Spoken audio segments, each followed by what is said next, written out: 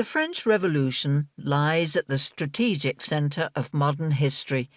All roads lead from it, though few roads lead to it, because it was sui generis, self-radicalizing, developing its own momentum along the way. Its course was its origin. The revolution served as the model for the Russian Revolution, as Trotsky observed, for the Chinese communist takeover, and for many lesser revolutions. Few today, at least through Western eyes, would say that these were happy experiences.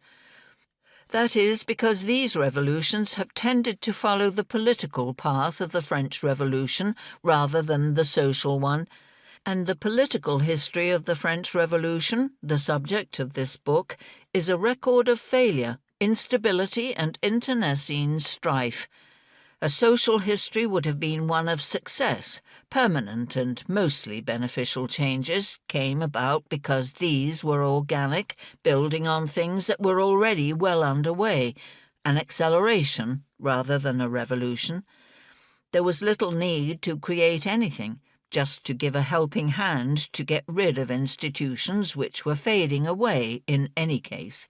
Feudalism, however defined, was on its last legs in 1789.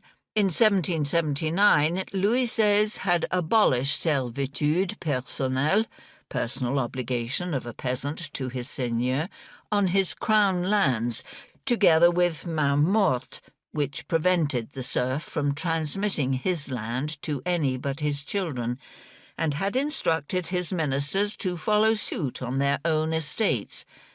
Moreover, given that the upper bourgeoisie were virtually the equals of the nobility in wealth and often superior in education, it was impossible to long deny them a career open to people of talent. Marie Antoinette found no difficulty in recognizing in Barnave a gentleman.